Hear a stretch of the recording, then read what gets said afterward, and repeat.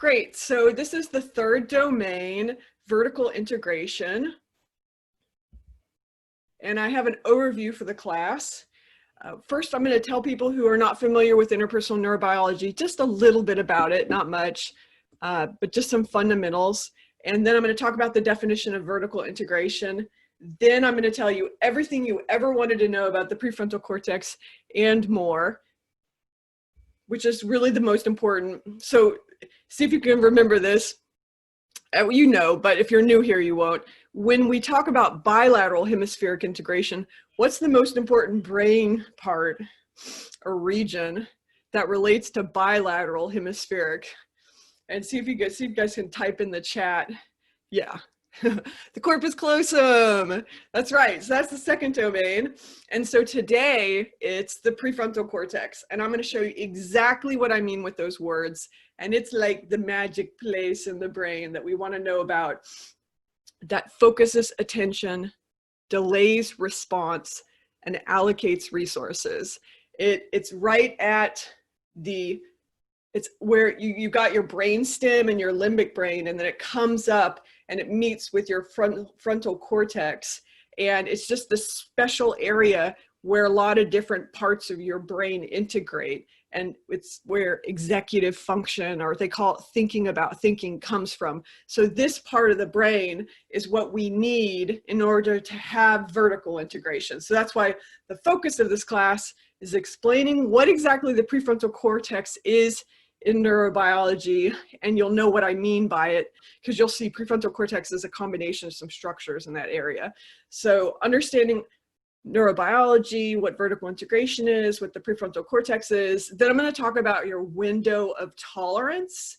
And I have YouTube videos on this on my YouTube channel. And in the neurobiology model, you have a window of tolerance. Sometimes it's called your resilient zone. It's where you experience stress, but you don't get flooded with emotion. When you get flooded with emotion, they call it flipping your lid, and you're either above the window, which is called hyperarousal, or you're below the window, which is called hypoarousal. And in the model I'm coming from, and you'll see this in my talk, it flips, the window flips and it becomes a river. So an hyperarousal is chaos, and hypoarousal is rigidity or numbness. So on the river, you've got a riverbank of chaos and a riverbank of rigidity, and you want to flow smoothly down that river. So that's what we're going to be talking about. And I already asked people in the chat box to talk about when they experience stress. And what we're going to start thinking about in ourselves and in others is, what are these manifestations of chaos and rigidity in my life? And how can I begin to notice them sooner? What's happening is something's happening in your brain where you're getting a cue of danger. And you want to remind yourself to see cues of safety. So a lot of what this work is making conscious processes, like coming from the brainstem and the limbic brain, that are so fast that you're not consciously knowing they're happening. Like it takes a half second in order for the cortex to really come online, because there's just so many neurons that are involved. Like when you're burning your finger on the stove, you don't go, my finger is burning on the stove, and then you pull it off, right? You just pull it off.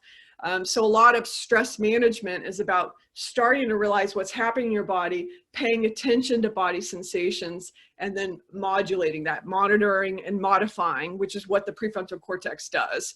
So I know that was a lot of information and a big overview, but I'm going to go into this slower with slides during the whole next hour. And then finally, I'm going to give you solutions, which is number 4. And I already named one of them, which is tracking your body sensations. So here we go.